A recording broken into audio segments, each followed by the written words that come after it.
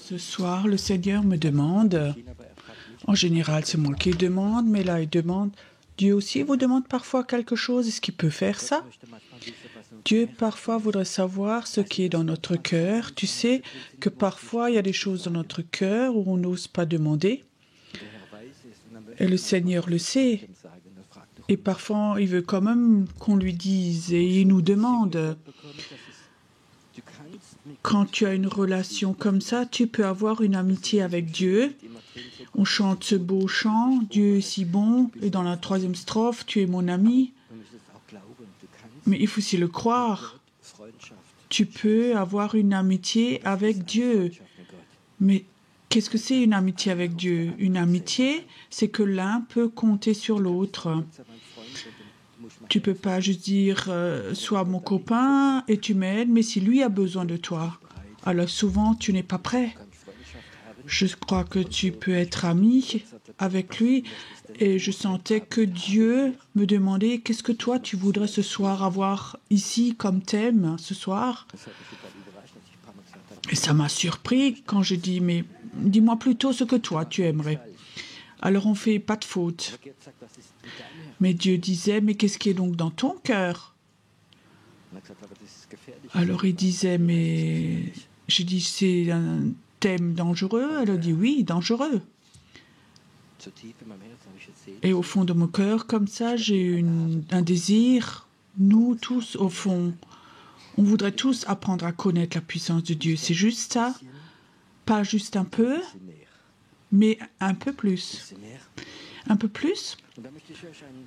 Alors j'aimerais vous lire un verset que vous connaissez tous. Avant que Jésus va au ciel. Et voici, j'enverrai sur vous ce que mon Père a promis, mais vous restez dans la ville jusqu'à ce que vous soyez revêtus de la puissance d'en haut. Luc 24. Restez dans la ville, dit Dieu, parce que Dieu a promis. Dieu a promis aux apôtres quelque chose et Jésus dit, il faut que j'aille pour que le Père puisse vous envoyer le Saint-Esprit. Et une grande partie du Saint-Esprit, c'est la puissance. Il les conduisit vers la Béthanie, allant lever les mains, il les bénit. Pendant qu'il les bénissait, il se sépara d'eux et fut enlevé au ciel. Pour eux, après l'avoir adoré, ils retournèrent à Jérusalem avec une grande joie et ils étaient continuellement dans le temple, louant et bénissant Dieu. Restez à Jérusalem jusqu'à ce que la puissance vienne sur vous. Pas seulement recevoir la puissance continuer, mais j'ai déjà dit ce matin, mais ils sont restés au lieu d'aller continuer. J'ai regardé dans la concordance ce soir combien de fois le mot puissance est inscrit dedans. Je crois que c'est inscrit beaucoup. Et une chose qui est souvent notée, c'est ce que vous connaissez du Notre Père. À la fin de la prière, à toi toute l'honneur, la puissance et la gloire pour l'éternité. À toi, de cette puissance dont je voudrais parler, c'est la puissance de Dieu. Il y a différentes puissances, ça vous connaissez tous. Le diable aussi a une force, une puissance. Il y a aussi des puissances de l'âme, mais il y a aussi une puissance, c'est celle de Dieu.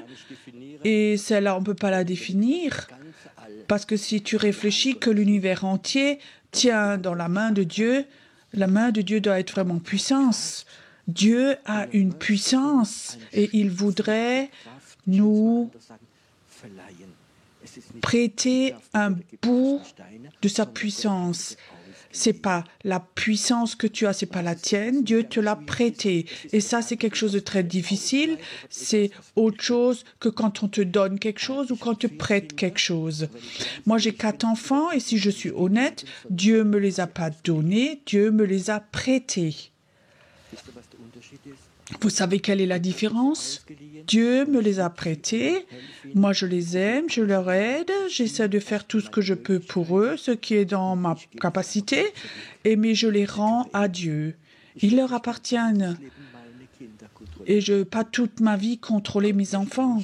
Dieu ne voudrait pas que nous contrôlions qui que ce soit. Et ça, c'est peut-être une parole qui touche beaucoup de personnes. Ce ne sont pas tes enfants, ce sont les enfants que Dieu nous a donnés, prêtés, et ils retournent à lui. Et je crois que c'est quelque chose d'important. Sinon, bon, surtout il y a certaines mères, tout tourne autour de leur enfant. Les enfants ont déjà 30 ans. Et les parents sont toujours encore préoccupés tout le temps de leur enfant. Je crois que c'est un temps où moi j'ai dit, Dieu, moi je te les rends, ils sont maintenant adultes, ils sont la majorité mariés, ce sont tes enfants, je les bénis, si je peux leur aider, je te les rends, mais ils appartiennent à Dieu. Alors Dieu peut faire avec eux ce qu'il veut. Mes enfants, ils n'ont pas le droit, pas besoin de faire ce que moi je veux. Beaucoup de pères spirituels, des pasteurs aussi, ils ont juste une vision, un but. Mon fils, ma fille doivent reprendre ce que moi j'ai créé. Et je dis, moi, j'ai pas ça du tout en moi. Moi, j'ai rendu mes enfants à Dieu et lui doit faire avec eux ce que lui voudrait. Et comme ça, c'est aussi avec la puissance de Dieu. Dieu veut nous donner une puissance, mais cette prise de conscience, c'est pas ma puissance, c'est sa puissance. Et j'espère qu'il peut me donner beaucoup, et que je le perds jamais ça. Dieu, c'est quelque chose que tu m'as prêté, et à tout moment, tu peux le reprendre. C'est ta puissance. Et toi, tu reçois toute gloire pour cela. Il y a dans la Bible, il y a un don de l'esprit, on n'a jamais tout à fait compris, c'est le don de l'action de grâce. Qu'est-ce que c'est que cette puissance d'action de grâce? C'était il y a 50 ans à peu près. Dieu les a rendus très forts pour ceux qui étaient chrétiens, où les hommes et les femmes ont prié. Sous la puissance, ils sont tombés, ils sont reposés dans l'esprit. Et ceux qui ont vécu cela, justement, et tu te reposais dans l'esprit, c'était beau, où tu apprenais ce lâcher prise. Et souvent, Dieu parlait aussi au moment où les gens se reposaient dans l'esprit. Mais après, j'ai vu des choses, et beaucoup de leaders spirituels aussi, et Dieu a vu aussi qu'on a malmené ce don. Moi, j'ai vécu où des prédicateurs disaient « Waouh, chez moi, il y en a 50 qui sont tombés, chez l'autre, moi, que 20. Ça, c'est pas très bon. Chez moi, ils tombent, chez toi, pas. » D'autres disaient « Oui, chez moi, ils tombent pas, on est biblique, et ça, c'est pas biblique. Il faut pas qu'ils tombent vers l'arrière, il faut qu'ils tombent vers l'avant. » Qu'est-ce qu'il y a eu comme discussion au sujet de ce tomber? Et tu sais pas si les serviteurs ou ceux qui prêchent, mais les gens se sentaient très spirituels quand ils se laissaient tomber. Je connaissais un prêtre catholique, pasteur Itzal, c'était un prêtre catholique charismatique, il avait vraiment le don. Lui, il priait avec les sœurs et il tombait par rangées, mais il disait... C'était pas un théâtre charismatique, il disait. Quand moi je prie, personne n'a le droit de les attraper. S'ils tombent dans l'esprit, ils se font pas mal. C'est juste, hein? Et nous, on a fait un théâtre charismatique. Oui, je sais encore, j'ai prié pour beaucoup de gens, ils étaient là jusqu'à ce que je prie, alors ils se sont retournés. Non, celui-là, il n'est pas assez fort pour me porter. Cherche-moi quelqu'un d'autre. Alors ils ont regardé s'il y avait quelqu'un, tu comprends? Et alors ça a continué. Qui avait le plus de force, plus de puissance? On regardait sur cette puissance prêtée. Et en moi, il y avait quelque chose qui disait, Seigneur, on fait beaucoup de dégâts, reprends cette puissance. Et Dieu a sans doute, à 95%, il a repris cette puissance parce que c'était quelque chose, nous avons malmené cette puissance. On a fait un théâtre charismatique avec ça et je crois que c'est quelque chose que Dieu ne voudrait pas. Et j'ai vu aussi, quand je prie pour des gens, les gens voudraient bien se laisser tomber. Oh, je ne prie pas sur la tête, mais je les prie dans la nuque. Je tiens la nuque. Tu comprends ça? Pas peur. Si vraiment tu tombais, c'est OK. Mais tu n'as pas besoin maintenant de te jeter par terre. Tu n'as pas besoin de faire ça maintenant. Tu n'as pas besoin de montrer que tu es super spirituel. Tu n'as pas non plus besoin de montrer que j'ai la puissance. La puissance, c'est quelque chose de saint. Et je crois que c'est ce que Dieu... Comment je peux dire ça? Quand il distribue donc ce don, qu'il fait attention. Dieu n'a pas de problème de te bénir. Mais Dieu peut tellement bénir que ce n'est pas bon non plus. Vous connaissez la Bible, le peuple de Dieu qui sortait d'Égypte. Donc leur maître leur donnait l'argent et l'or aux esclaves. Qui jette donc un esclave et lui donne de l'argent? Dieu les a bénis avec cet or. Et qu'est-ce qu'ils en ont fait? Un veau d'or. Et ça peut être très vite, rapide, que Dieu donne des dons et que ça devient un agneau en or, un veau d'or. Et je crois que Dieu fait attention qu'il ne donne pas trop parce que ça peut être un don très dangereux. Imagine, tu as un fils, il a 14 ans, tu es riche et tu veux le gâter, tu l'aimes. C'est peut-être ton seul fils. Maintenant, ton fils vient chez toi, à 14 ans, il dit « Papa, mon souhait, j'aimerais avoir une moto de 200 chevaux. » Je dis « Ok, normalement, il ne faut pas donner, mais je t'aime tellement, mais je t'en achète un. Tu as bientôt plus de fils. » Aucun père ne ferait ça, d'acheter cette moto. Et je dis, OK, si tu veux une moto, on commence avec une petite mobilette. Et parle maintenant ou avec un vélo électrique ou une petite moto avec 10 chevaux. Pour que, si tu as 14 ans, une machine à 200 chevaux qui va de 0 à 100, alors tu es presque sûr que ton fils n'est plus longtemps ici. Et il ne va pas donner la moto. Et c'est comme ça avec nous. Comment est-ce que nous, qu'est-ce qu'on fait, comment on agit avec cette puissance qui nous donne? Est-ce que ça nous donne de la gloire, de la reconnaissance?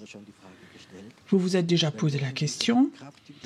Si maintenant cette puissance que tu as déjà, tu la multiplierais par 10, qu'est-ce qui changerait dans ta vie? Quand Dieu a commencé à parler, je disais, Dieu, je ne voudrais jamais que tu me donnes plus de puissance et que je prenne un bout de ta gloire. La gloire appartient à Dieu seul et je sais comme c'est dangereux si tu prends la gloire de Dieu pour toi. Quand la puissance de Dieu vient, il y a aussi cette chance qui vient que la gloire vienne sur toi. Comment est-ce qu'on décrit la puissance de Dieu dans la Bible? Et un des hommes les mieux pour ça, c'est Paul. Il est dit, je suis venu avec tremblement et peur. C'est comme si Paul venait ce soir, il viendrait avec peur. Et parce qu'il a enlevé tout son savoir théologique. Il dit, je ne savais plus rien à part Jésus à la croix. Et en même temps, il dit, c'est la plus grande puissance de tout l'univers. Ça veut dire, premièrement, Paul savait, il n'avait rien, il ne peut rien, tout son savoir théologique qu'il avait pendant des années, il avait un super savoir, il a tout mis de côté, il est venu, il ne savait plus rien à part Jésus à la croix. Maintenant, tu imagines, tu es invité pour prêcher ou chez des gens importants, et alors tu sais plus rien d'autre que Jésus à la croix, il est mort et ressuscité. Il veut raconter ça, mais il sait que dans ce message, il y a la plus grande puissance de l'Évangile. Il faut que tu saches que la puissance de Dieu est toujours là pour servir. Il y a quelque chose qui a de la puissance que les gens n'ont pas compris, la parole de Dieu est aussi puissant qu'un marteau qui va casser un rocher. La parole de Dieu a une puissance que la parole que tu prends dans la foi où Dieu te donne un réma. Parfois, j'avais déjà le moment où je dis un mot, je ne comprenais pas. Tout d'un coup, waouh, les démons sont partis, sont tombés, ils ont crié et ça a changé les vies. Un mot. Dieu a dit oui, j'ai juste mis mon esprit sur ce mot. Il faut que nous apprenions, quand nous prêchons, pas beaucoup, mais prêcher ce que Dieu veut. La parole de Dieu est une puissance. Quand tu évangélises quelqu'un, c'est une puissance, c'est des puissances spirituelles ou d'autres puissances spirituelles lient d'autres personnes pour les garder et toi tu racontes que Jésus les aime, qu'il est mort pour eux par amour, il veut leur effacer les péchés, ça a une puissance spirituelle, beaucoup de puissance démoniaque qu'il est lié. Enlève ça. C'est pas une puissance de l'intellectuel, de l'intelligence, c'est une puissance de l'esprit. Il faut que tu saches quand tu évangélises, il y a une puissance qui est libérée surnaturellement. Ça n'a rien à voir avec des arguments. Tu peux vendre des choses, mais tu ne vas jamais amener à la nouvelle naissance si la puissance de Dieu n'est pas là. Il y a plusieurs années, mon épouse et moi, on était à Munich à une conférence. Et je me rappelle encore, c'est la première fois qu'on était dans la zone piétonne à Munich, il y avait beaucoup de monde. C'était très grand, on avait une poussette avec un enfant dedans. On se promenait comme ça. Et tout d'un coup, on passe dans cette zone piétonne, une place, il y avait une place là. Tout d'un coup, je sens, waouh, là, il y a la puissance de Dieu. Il y a la présence de Dieu ici. Et je continue à marcher. Je ne sais pas quand je m'arrête comme ça, sans que je remarque, je commence à pleurer tellement la puissance de Dieu peut toucher. Je continue plusieurs mètres. C'est comme c'était parti. Alors je regarde mon épouse et elle le sent aussi. Et comme je suis quelqu'un de curieux, je voulais savoir pourquoi à cette place il y avait une puissance. Je me suis reculée 400 mètres avec la poussette et j'étais à cette place où il y avait cette puissance tellement forte. Et alors je voyais sur cette place un homme avec une Bible qui prêchait à une autre personne et j'entendais les mots, le sang de Jésus a la puissance de te pardonner, il a la puissance d'être enfant de Dieu. Et avec la Bible, il prêchait à une personne et toute la place était pleine de la présence de Dieu. Tu veux vivre cela, toi? Alors il faut que tu commences à prêcher l'Évangile. Il faut que tu commences à exprimer la parole. J'avais fait un culte de guérison. C'était dans un restaurant, dans la ville de Hamburg Mannheim, je ne sais plus. Donc on avait parlé avec le propriétaire, on veut louer tout le restaurant et les gens vont avoir donc des frites et un steak, ça coûtait peut-être 5 €. Et on va manger ensemble et je vais témoigner alors. Il y a beaucoup de gens qui venaient là. Bon, 5 € des frites et un petit steak. Beaucoup de chrétiens sont venus aussi, pas chrétiens. Les gens s'asseyaient. Et une dame de notre groupe vendait les tickets. Et alors, il y a une dame qui rentre. Elle avait une aura, on a le droit de dire ce mot, qui était assez repoussante. Elle rentre et tout de suite, elle grondait. Elle pestait, oui, pourquoi on ose demander de l'argent, les chrétiens. Et on sentait comme il y avait une puissance démoniaque qui sortait d'elle. Et c'était une petite nain. Et je sais que c'était, il ne faut pas qu'on dise, un vrai cactus, un vrai... Et très fort, elle grondait, elle était la première fois dans ce resto. Je dis, qu'est-ce que je fais maintenant? Alors j'avais une idée, j'étais un homme d'affaires à l'époque, je vais chez elle, je lui donne 10 €, allez vous promener, achetez-vous quelque chose, faites-vous une belle soirée. Oui, je ne vais donc pas maintenant casser la soirée à cause de quelque chose comme ça. Et elle était toujours parler de plus en plus fort, je voulais aller chez elle, et alors le Seigneur dit non, dis-lui une parole, dis-lui que je l'aime.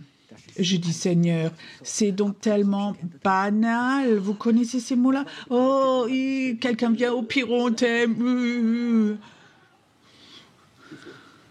Tu comprends? Un autre vient, Piron, on t'aime tellement, je dis, qu'est-ce que tu veux donc de moi? Et je dis au Seigneur, tu sais donc que c'est tellement banal, regarde-la donc, elle va me cracher dessus si je lui dis ça. Ok Seigneur, je discute pas, tu vas voir alors. Je vais chez cette dame, je la regarde. Elle était tellement agressive. J'ai dit, bonjour, je veux juste vous dire, Jésus-Christ, il vous aime.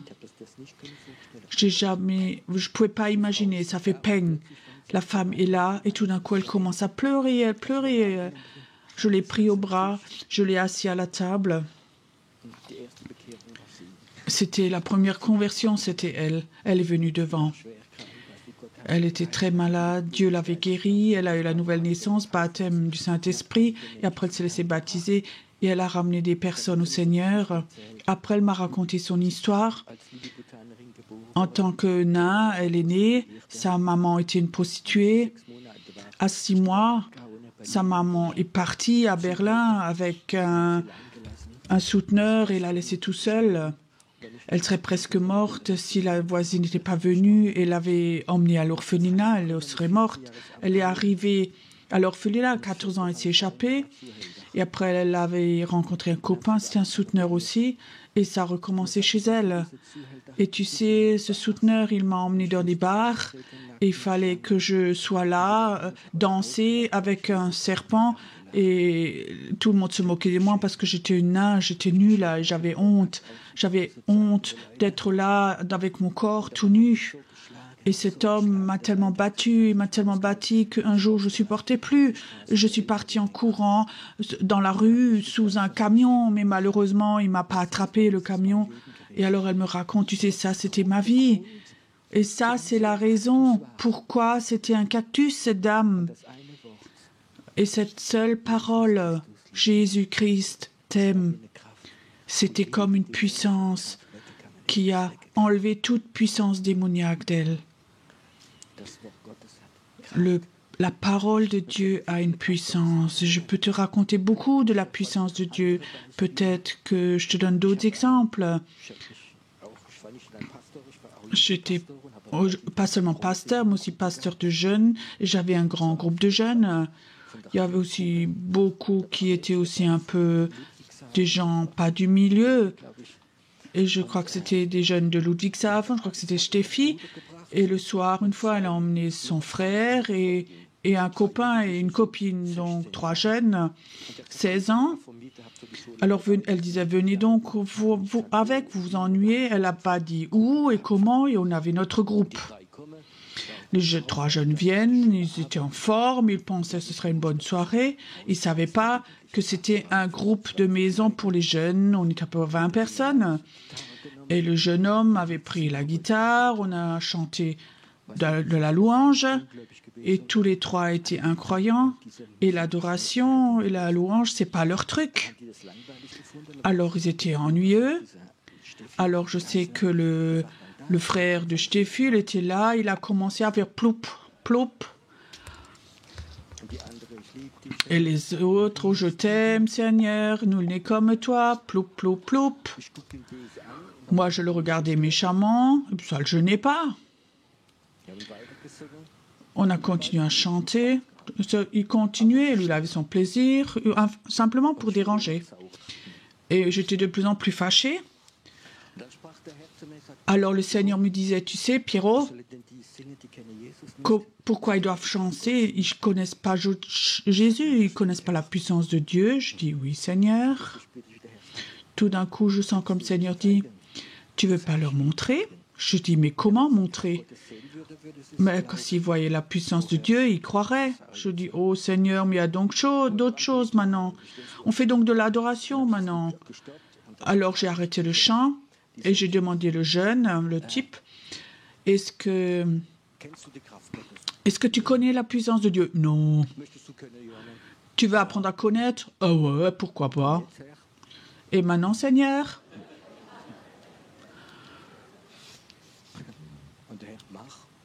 Et le Seigneur m'a fait. Donc je suis allé chez l'homme, il était sur la main. J'ai dit, puissance de Dieu, montre-lui, viens, viens. J'ai jamais vu. C'est comme un vibromasseur, comme Il dit génial, génial.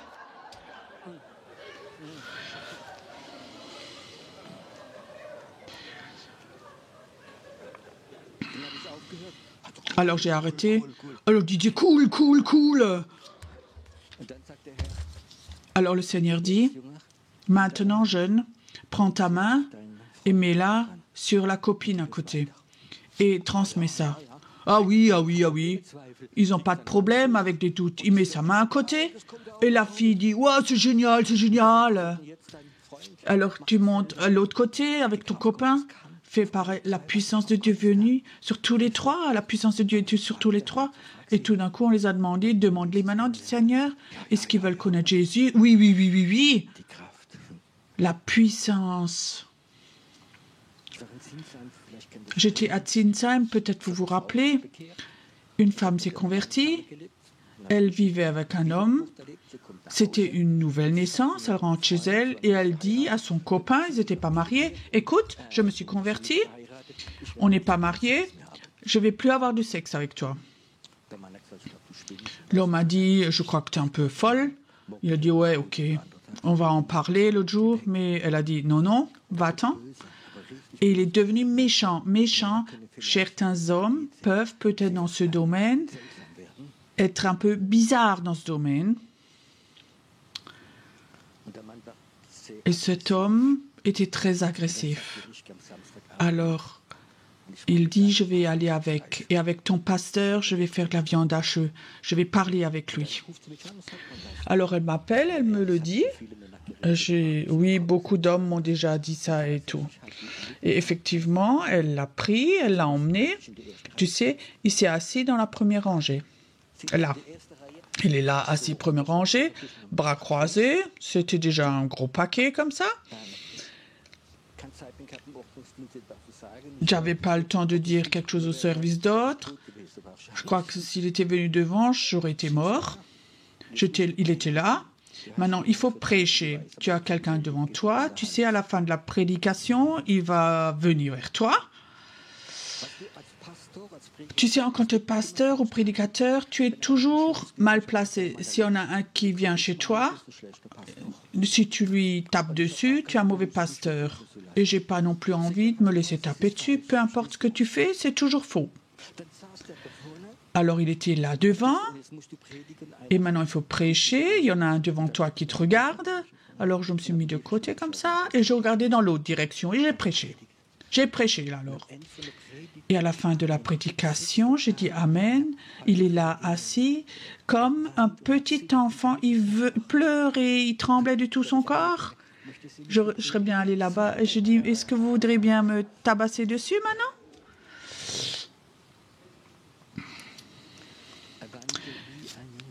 Il pleurait comme un petit enfant. La puissance de Dieu est venue sur lui et l'a touché. Pas une puissance humaine, pas un service d'ordre qui l'a emmené dehors. La puissance de Dieu est venue sur lui. Et tu sais, cet homme, ce soir, il s'est converti, on a prié ensemble. Dieu voudrait nous prêter la puissance, mais tu sais, dans la mesure, nous savons la gérer. La puissance de Dieu est d'abord pour servir les gens, pour propager l'évangile, la parole de Dieu, l'apprendre. Dieu ne veut pas donner une puissance qui ne connaît pas la parole de Dieu, qui n'a pas de sagesse. Souvent, ça manque de sagesse. Les chrétiens qui veulent utiliser la parole, quand j'entendais les chrétiens, quand ils sont enthousiastes, comme ils ont parlé avec le diable. Tu sais, ils ont oublié que le diable est aussi une créature de Dieu. Dieu l'a créé. Dieu lui a donné l'autorité. Et dans Jacques, il est écrit, nous n'avons pas le droit de maudire le diable. Et quand je voyais des chrétiens, comme ils ont dit les pires mots au diable, je suis contente que rien n'est venu contre eux. Et ils ne pouvaient pas gérer cette puissance. ou si des gens proclament et je sens qu'il n'y a pas de puissance derrière, c'est des mots morts. Je crois une des choses les plus importantes, si tu veux apprendre à connaître la puissance de Dieu, c'est la sagesse. La sagesse et l'humilité.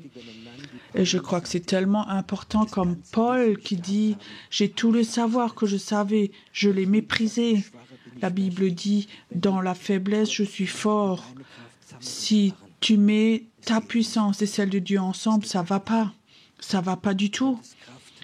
La puissance de Dieu, la puissance du Saint-Esprit est là pour que nous servions les humains et que nous remplissions le plan de Dieu.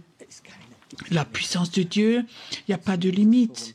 Quand Moïse était devant la mer Rouge et il a élevé son bâton, qu'est-ce qui s'est passé? La mer s'est séparée. C'est une puissance. Dieu a dit, élève ton bâton. Moïse a pris son bâton et parfois il a tapé 2 fois sur le rocher. Il a maudit la puissance de Dieu, il ne pouvait pas rentrer dans le pays. Maintenant, vous savez pourquoi Dieu nous donne pas beaucoup de puissance, parce qu'il voudrait que nous rentrions dans le pays promis. Moi, je me souhaite de tout mon cœur que le peuple de Dieu, que des servantes et serviteurs de Dieu reçoivent plus. Mais Dieu ne va pas le donner parce qu'il sait, dans la mesure où nous allons là, l'utiliser mal. Si tes paroles ont de la puissance et tu maudis quelqu'un ou tu juges quelqu'un avec tes mots, de toi, de toute façon, il n'y aura rien, on ne fera rien. Qu'est-ce qui se passe quand la puissance de Dieu vient sur toi? Tu vas blesser et peut-être même tuer. La puissance de Dieu, si on la malmène, on peut blesser et tuer des personnes. Je crois que la puissance de Dieu est quelque chose, on ne peut pas jouer avec ça. Je sais, c'était un groupe de maison où beaucoup de gens s'étaient convertis. C'était un temps aussi où il y avait cette mode de tomber. Et il y avait 2 hommes, ils étaient les 2 mariés, mais ils manquaient tous les 2 de sagesse.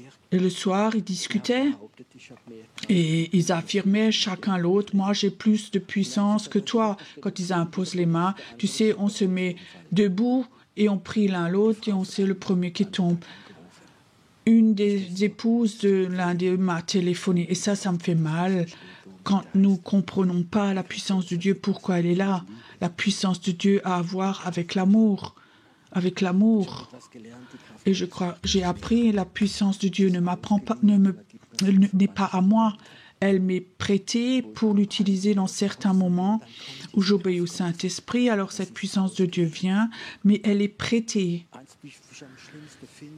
Une des choses les pires, quand la puissance de Dieu est là dans ta vie et tu proclames la puissance de Dieu avec puissance, les gens sentent ça et la puissance de Dieu est là, alors ils vont toujours te suivre. La puissance de Dieu va attirer les personnes et je sais que c'est tellement dangereux. Quand les gens sont attirés par ma puissance et je ne peux pas les diriger vers Jésus, alors je suis en danger et les gens aussi. Et vous savez ce qui est très important alors? Montre aux gens que tu as beaucoup de manques. Que ça, c'est pas difficile pour moi. Dis aux gens, tu n'es pas un saint, tu n'es pas extraordinaire, tu n'as pas un bon caractère, tu n'es pas un modèle, tu n'es pas forcément un super père, tu n'es pas un super mari. J'ai beaucoup de fautes, mais quand la puissance de Dieu vient, c'est la puissance de Dieu. Ça n'a rien à voir avec moi. C'est tellement dangereux. Quand la puissance de Dieu vient au travers de toi, les gens vont être attirés par toi. Chez Paul, même, ils sont venus, ils se sont agenouillés et ils voulaient l'adorer. Ils voulaient même sacrifier des animaux pour lui. Paul était tellement choqué qu'il a déchiré ses vêtements, si vous connaissez la Bible. C'est mon désir, tout au fond de mon cœur, que Dieu déverse sa puissance, qu'on sert avec des signes et des miracles. La puissance de l'Évangile doit être là pour des signes, des puissances pour faire le surnaturel. Je sens tellement fort quand Moïse est allé chez le Pharaon et lui montre la puissance avec son bâton. Alors il a appelé ses sorciers et eux aussi avaient un bâton. Ils l'ont aussi jeté par terre et c'était aussi des serpents après. Mais le serpent de Moïse a bouffé les autres serpents. Ne joue pas avec la puissance de Dieu. Ne reçois pas des sentiments de valeur avec la puissance de Dieu. Les sentiments de valeur, tu les as parce que tu es enfant de Dieu, pas à cause de la puissance. C'est grave de croire que si tu as de la puissance, tu es un enfant de Dieu et tu méprises ceux qui n'ont pas encore la puissance. Dieu ne t'aime pas parce que tu as la puissance, mais parce que tu es un enfant de Dieu et il te donne la puissance pour servir et que tu lui donnes la gloire à lui seul. C'est la Pentecôte et le Saint-Esprit est venu et il a rempli les apôtres avec la puissance. Pour des signes et des miracles se sont réalisés. Pierre, celui qui était le super loser, qu'il a renié 3 fois, il voit là que quelqu'un est paralysé, j'ai pas d'argent et d'or, mais au nom de Jésus, lève-toi. Et il s'est levé. Et plein de gens sont venus à la foi parce qu'ils ont vu cela. Si tu commences à avoir une puissance, beaucoup qui regardent vont venir à la foi à cause de la puissance qui va couler au travers de toi. Et en même temps, tu es en danger. Ellen Jones, qui était un papa spirituel un peu de moi, me racontait, il était en Grèce et une femme lui disait, mon frère est dans le coma, ils attendent qu'il décède et c'est irrémédiable. Mais s'il peut tout de même aller là-bas prier, il est allé là-bas. Il a dit, cet homme donc était aux soins intensifs, il était dans le coma, dans plusieurs jours, ils vont arrêter les machines, ça ne sert à rien. Donc le cerveau est mort, il n'y a rien à faire. J'ai courtement prié. Il fallait que tout de suite j'aille dans le taxi, tout de suite à l'aéroport, je devais vite partir en fait. Il dit 8 jours après, quelqu'un lui envoie un journal, c'est écrit, il y a un miracle qui s'est fait à l'hôpital, quelqu'un qui était condamné à mort s'est levé, le cerveau est en bon état, il est nouveau complètement reparti en bonne santé. Et je dis, Seigneur, tu aurais donc pu me dire 2 jours avant pour que je puisse prêcher sur ça. Dieu a dit non, je ne voulais pas que tu reçoives un bout de gloire de moi. Et parfois c'est frustrant où Dieu dit, je te protège en ce que les gens ne le racontent pas. Un homme est venu au culte il y a un certain temps. Et je ne sais plus comment on est venu dans la discussion, il est venu de Offenburg. Elle me dit, ouais, tu te rappelles, il y a 5 ans, je suis une fois venu. Dieu est bon, j'avais une cirrhose du foie, les médecins disent on ne peut pas guérir, ça va devenir un cancer, je vais mourir. Et quelqu'un m'a dit, un collègue du boulot, il va donc à Heidelberg, à la Taube. Là, il y a un homme, il va appeler ta maladie, t'impose les mains et après tu es guéri. Alors il dit, je suis allé à Heidelberg il y a 5 ans, je me suis assis et effectivement, il y a quelqu'un t'a appelé, t'a dit, t'as cirrhose du foie, j'ai imposé les mains, il est allé à l'hôpital complètement guéri. 5 ans plus tard, je le rencontre et il raconte, ou même 7 ans c'était. Alors je lui ai dit, mais t'as mis longtemps pour raconter ça. Et il dit, ouais, mais tu vis ça tous les jours, toi, de toute façon.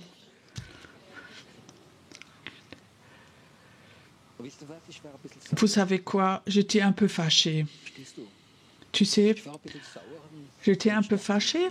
Et je disais, j'ai parlé avec Dieu, écoute, je trouve que c'est pas normal. Ça encouragerait donc les chrétiens si tout de suite on raconterait les choses, pas 7 ans après. Et Dieu me disait, tu sais, ça c'est ta protection.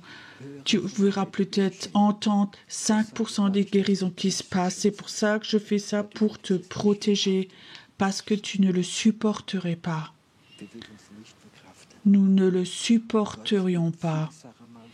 Dieu fait beaucoup de choses cachées parce que tu ne supporterais pas. Il me dit encore, oui, Seigneur, tu as raison.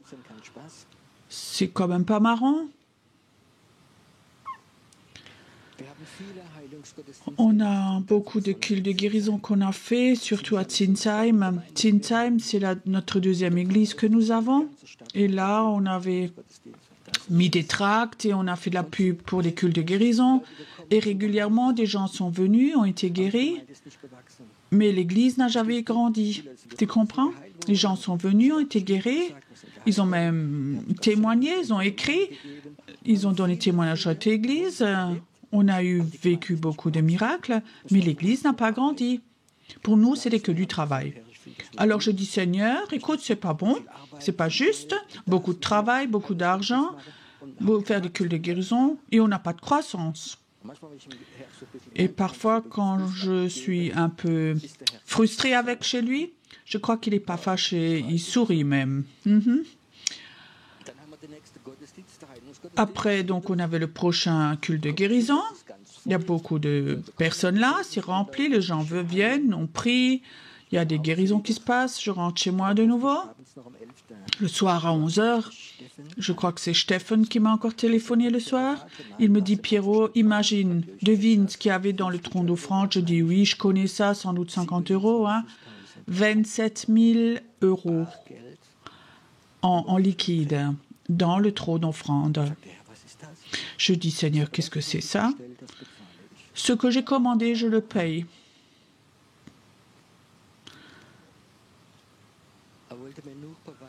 Il voulait juste me montrer, Pierrot, c'est pas toi qui construis le royaume de Dieu, c'est moi qui construis le royaume de Dieu. C'est toi, tu es juste le petit pion sur le jeu d'échecs que je bouge.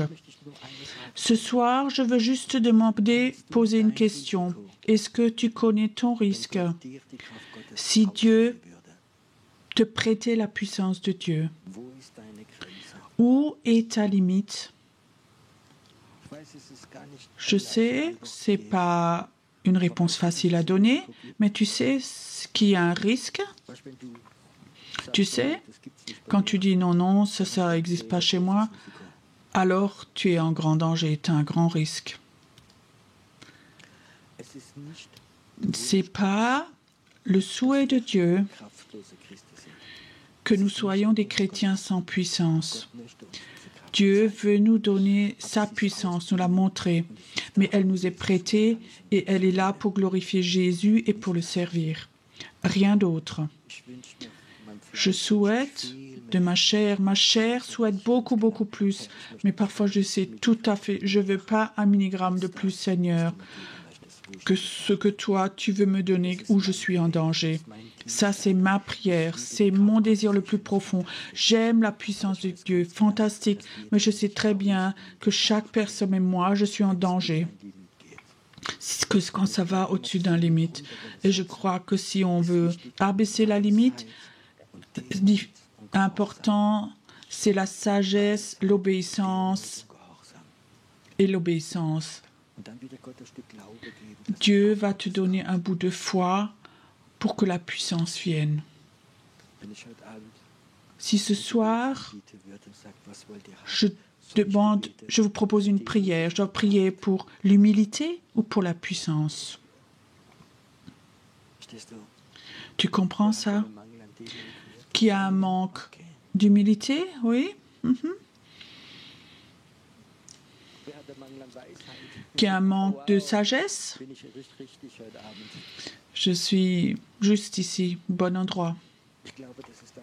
Je crois ce qui doit être dans notre cœur. Je crois en la puissance de Dieu et je crois qu'elle va devenir de plus en plus forte, mais certaines personnes vont être anéanties.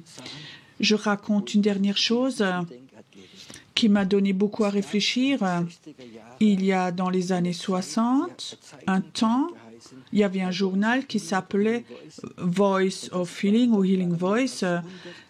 Il y avait plus de 100 évangélistes guérisseurs comme Catherine Kuhlman. C'était des hommes et des femmes de Dieu qui vivaient des miracles et des miracles en Amérique. Ils faisaient des réunions avec 10 000, 15 000 personnes et dans une soirée, il y a 10 personnes en chaise roulante qui se levaient. Ou plus de 100 hommes et femmes connus qui prêchaient là-dedans. il y avait 5 généraux, vous pouvez lire là-dedans. Et après 10 ans, il n'y avait que encore 3 dans le ministère. Beaucoup sont morts. Certains ont abandonné. Certains sont devenus alcooliques. Certains ont atterri en psychiatrie. Ils étaient pleins de puissance de Dieu. Et il y avait un temps où Dieu, après, a presque enlevé ce don pour protéger ses enfants. Mais je crois que Dieu a un plan pour le réveil. Et il voudrait de nouveau commencer à déverser sa puissance pour toi et pour moi, pour ceux qui veulent servir. Et elle va venir. Mais ce n'est pas un cadeau pour que tu puisses jouer avec, mais c'est quelque chose de saint. Quand Dieu dit stop, alors il faut que tu stoppes et pas continuer. Je peux raconter encore beaucoup de choses comme ça, mais je crois vraiment que pour ce réveil, il y a aussi un réveil de puissance où des gens tout simples, peut-être qu'une femme de ménage, quelqu'un qui n'a pas de travail, qui dit au plus grand des satanistes, qui dit maintenant tu t'agenouilles, tu te mets sur tes genoux, ça va se faire. Dieu cherche des gens comme ça, à des gens auxquels il peut prêter sa puissance. Il cherche des personnes comme ça. Je veux rien faire d'autre ce soir que de vous préparer pour recevoir la puissance de Dieu. Pas pour vous démotiver, mais pour vous préparer, parce que Dieu voudrait nous préparer pour que la puissance de Dieu puisse vraiment venir dans ta vie. Qu'il y a des moments où tu ne l'appliques pas, malgré que tu puisses l'appliquer. La Bible dit, le don est soumis au prophète. Quand la puissance de Dieu est là, et tu reçois de la reconnaissance, et Dieu dit stop, et tu sens le désir, prie pour moi et montre, et tu dis non, je m'en vais. Ça, c'est des personnes où Dieu veut donner sa puissance, prêter sa puissance.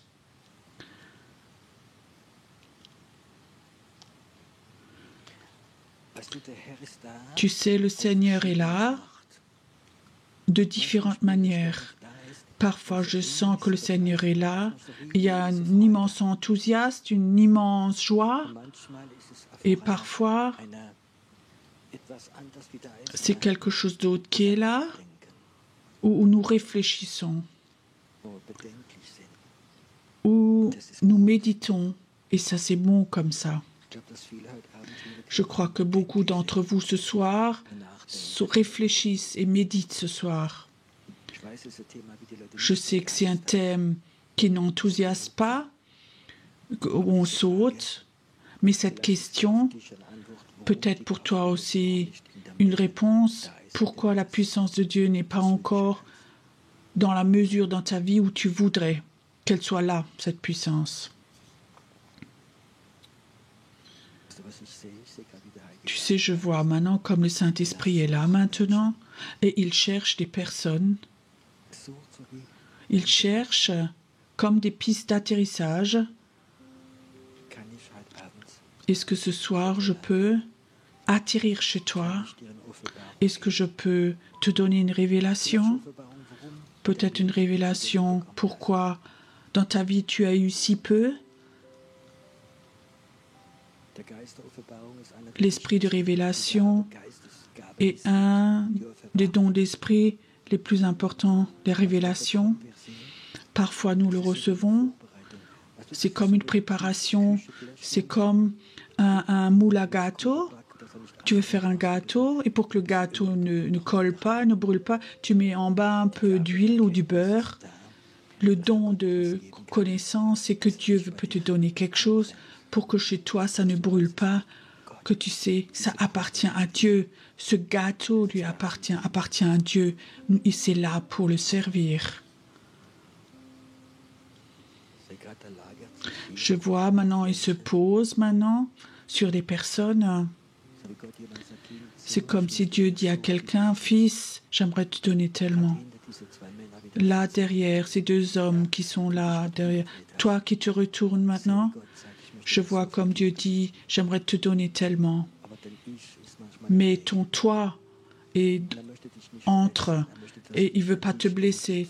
Il veut que ton toi, tu lui donnes et tu vas apprendre à connaître la puissance de Dieu. C'est planifié que la puissance de Dieu vient sur toi.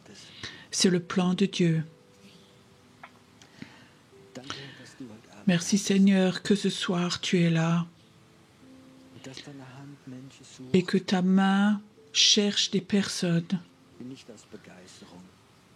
pas par enthousiasme, mais du fond de leur cœur. Ils ont ce désir, ils ont cette soif qui fait mal. Seigneur, j'aimerais tellement avoir. C'est dangereux, mais j'aimerais tellement avoir, connaître cette puissance pour te servir. Le Seigneur voudrait te la donner. Le Seigneur n'est pas économe, mais il est sage. Et Seigneur, j'aimerais que maintenant, que tu étendes ta main ce soir dans cette salle. Et aussi pour ceux qui sont à la maison. Ce soir, tu peux le recevoir chez toi comme tu le reçois ici maintenant. Reçois maintenant la connaissance. Quelle mesure de puissance Dieu peut te donner. Ce n'est pas quelque chose avec quoi nous jouons. Tu ne donnes pas à un enfant un pistolet chargé. La puissance de Dieu est plus forte qu'un pistolet chargé. Elle est là, cette puissance, ce soir. Elle est là. Le Seigneur attend que toi, tu lui promettes. Seigneur, si tu me donnes une mesure, je vais te respecter. Je veux prendre soin de cette puissance. Je vais en prendre soin. Ce n'est pas ma puissance, c'est la puissance de Dieu. Elle appartient à Dieu. Et il voudrait sur cette terre nous la prêter. Et tu sais quoi? Elle est sans limite. Elle n'a pas de limite. Et si tu es là ce soir et tu penses, je suis que un petit rien du tout, et Dieu dit, j'ai rien, pas de problème de donner ma puissance à un petit rien du tout. Elle est là maintenant, la puissance. Père, je te remercie que tu as distribué ta connaissance et que maintenant tu commences à poser ta puissance maintenant sur les personnes. Que ce soir, comme un poids, la Shekinah de Dieu, qu'elle vienne sur toi ce soir, ce manteau de puissance, ce manteau du serviteur où il y a une puissance dedans. Dieu dit, j'aimerais te donner ce manteau. Ce soir, tu peux le sentir, que ce manteau de puissance est posé sur toi, qu'il est là pour transmettre l'Évangile, pour guérir des malades, pour prier des miracles, pour faire de la délivrance. Reçois ce soir. C'est comme une lourdeur, un manteau qui est posé sur toi. C'est le manteau de la puissance. Certains vont se rappeler, peut-être plusieurs années, ils vont dire, oui, je me rappelle, cette Pentecôte à Béanbach, ce dimanche soir, il y a ce manteau de puissance qui est venu sur moi. Là, je l'ai reçu. Je l'ai avec soin gardé, avec soin. Je ne l'ai pas seulement mis dans un coin, mais j'ai travaillé avec lui. Écoute, si tu es là maintenant et tu sens ce manteau de puissance est posé sur toi, tu sens comme une lourdeur qui est sur toi. Peut-être que certains ont même du mal à se lever parce que c'est posé sur toi. Si tu es là et tu as maintenant reçu ce manteau de puissance, pas parce que tu veux quelque chose, mais parce que tu as reçu ce manteau, lève-toi simplement où tu es maintenant. Dieu voudrait faire quelque chose encore de spécial.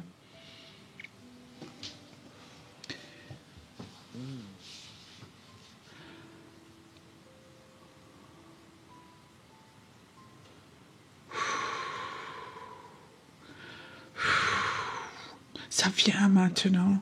Ça vient sur certains encore. Il y a quelqu'un qui est là, tu n'as même plus la capacité de lever tes mains, tellement c'est posé sur toi maintenant cette puissance.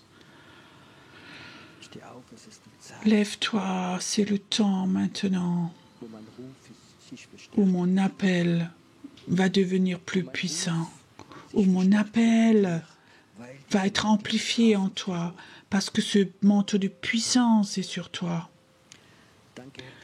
Merci Seigneur que ce soir, tu veux donner ce manteau de puissance aux personnes. Et ils ne vont pas faire du humbug avec, mais ils vont servir avec respect et humilité. Merci Seigneur que tu as appelé ce qui n'est rien dans le monde pour montrer ta puissance et montrer que Dieu est Dieu. Ce qui n'est rien, moi je l'ai choisi pour humilier ce qui est quelque chose dans ce monde. Je pose ma puissance sur toi ce soir. Je pose ma puissance sur toi ce soir.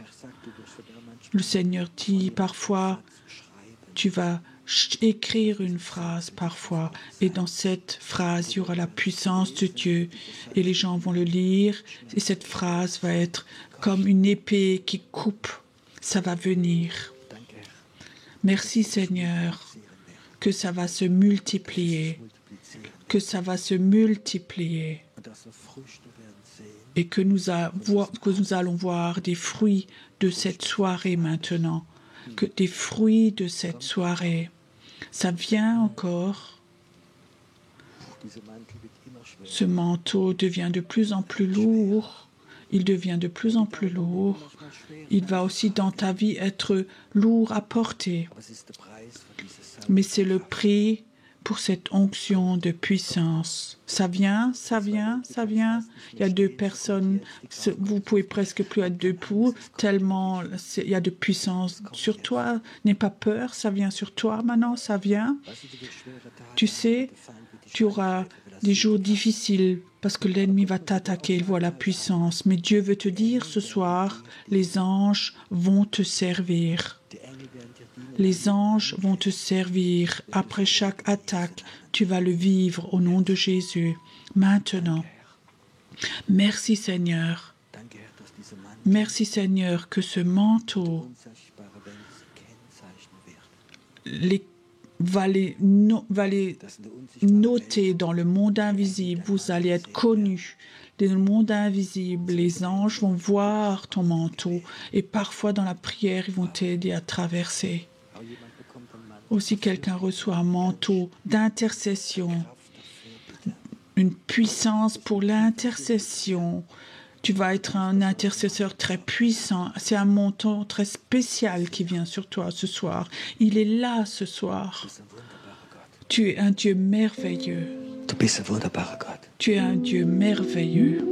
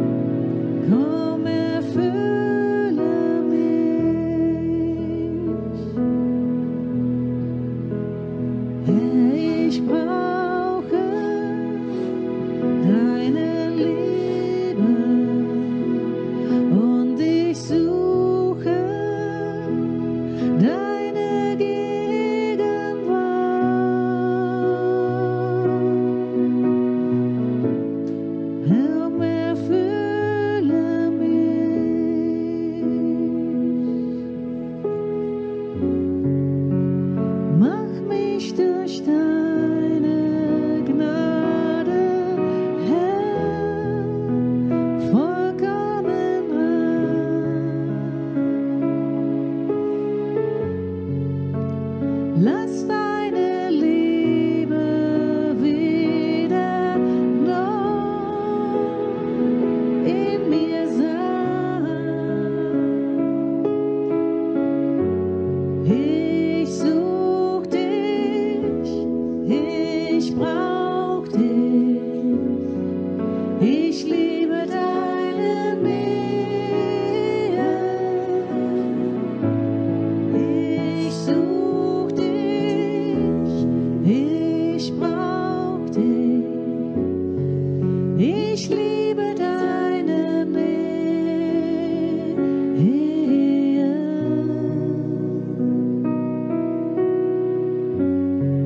Ich liebe deine Nähe.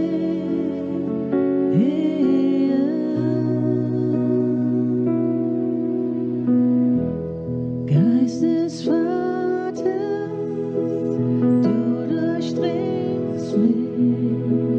Heiliger Geist, komm und erfülle mich. Komm, erfülle mich. Herr, ich brauche deine Liebe und ich suche deine Gegenwart.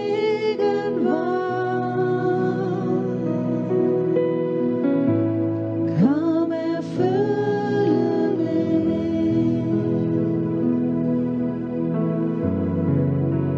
Mach mich durch deine Gnade, Herr, vollkommen rein. Lass deine Liebe wieder neu in mir sein. Ich such dich, ich brauch dich, ich liebe deine Nähe. Ich such dich, ich brauch dich, ich liebe deine Nähe. Ich such dich, ich brauch dich, ich liebe deine Nähe.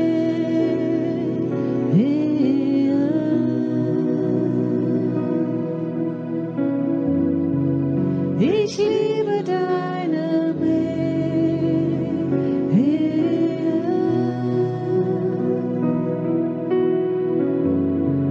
Ich liebe deine Nähe.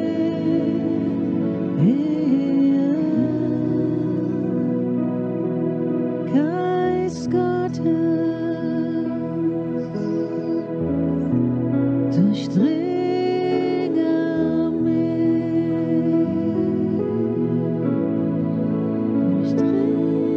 Geist Gottes, durchdringe mich.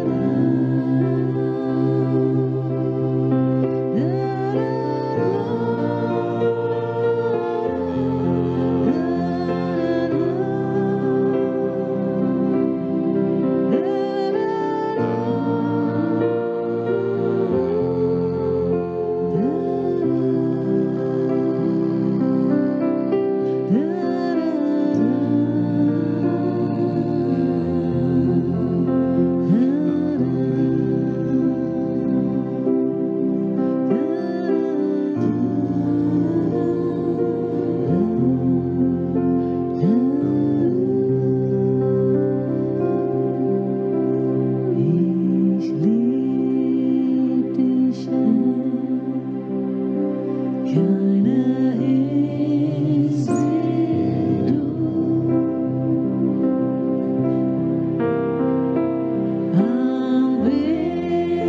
Anbeten lass ich mein Herz dir zu. Mein König Gott, nimm dies Lied von mir. Lass mich ein Wohlklang sein vor dir.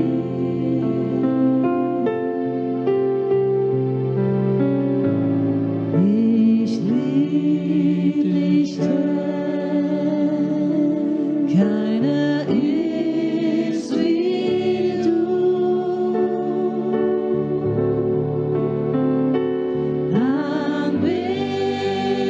Anbeten lass ich mein Herz dir zu.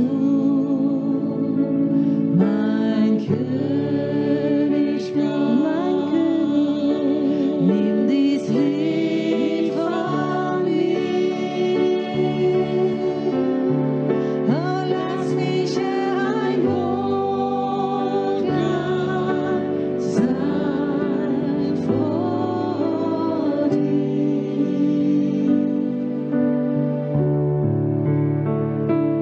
Ja, ich lieb dich, Herr, keiner ist wie du.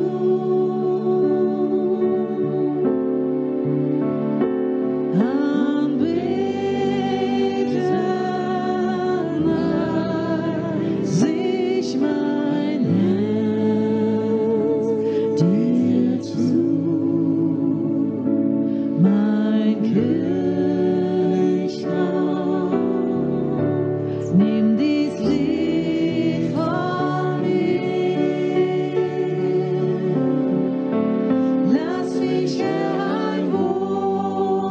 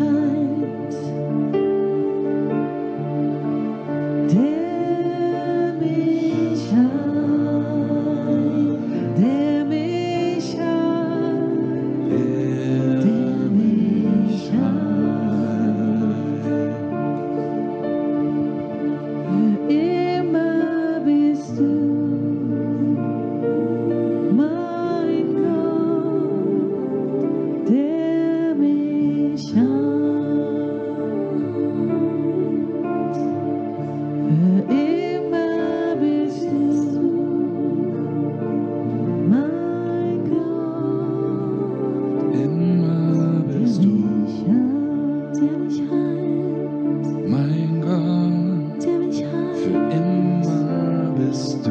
der mich heilt. Mein Gott, für immer bist du. Unser Gott, der du warst, der du bist und wirst sein. Für alle Zeit, für immer bist du. Unser Gott, für immer bist du in uns, in mir, in unseren Herzen tief. Mein Gott, wir danken dir so, dass du dich uns zeigst, dass du dich uns zeigst, dass du dich immer wieder offenbarst. Denn du bist immer bei uns, du bist immer unter uns, du bist der Herr, der uns nie verlässt, immer bei uns, für alle Zeit, in Ewigkeit bist du bei uns, unser Papa, Jesus, Heiliger Geist. Danke, danke Vater,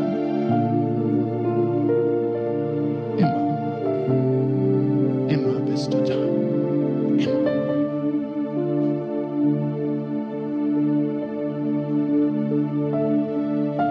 Der war und der ist und der dann kommt.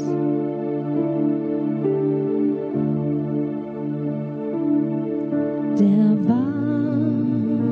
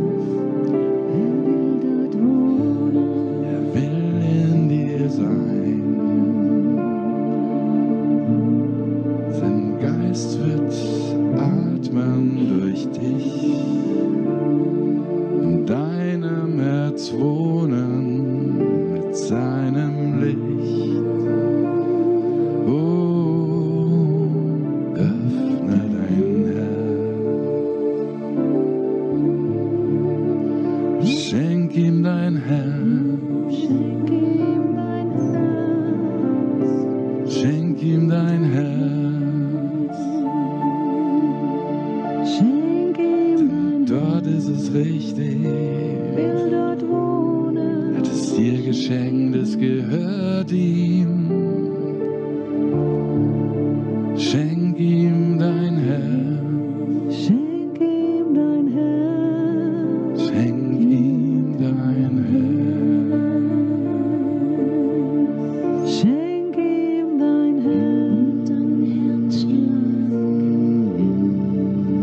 Schenk ihm dein Herz.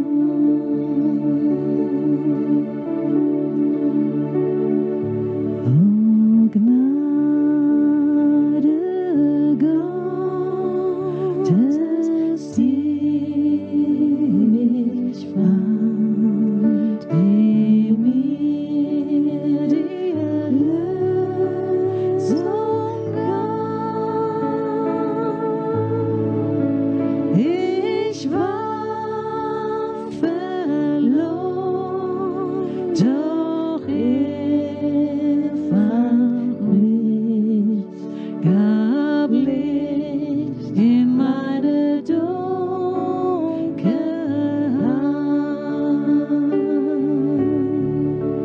O Gnade Gottes, die ich fand, die mir die Erlösung gab. Ich war verloren, doch er fand mich, gab Licht in meine Dunkelheit.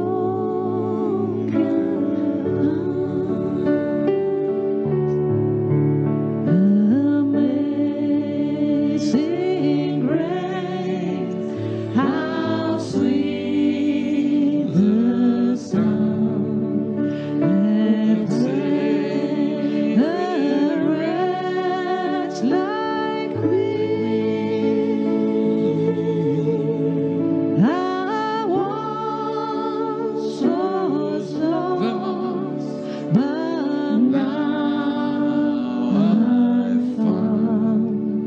Was blind, but now I see. O Gnade Gottes, die ich fand, die mir die Erlösung gab. Ich war verloren, doch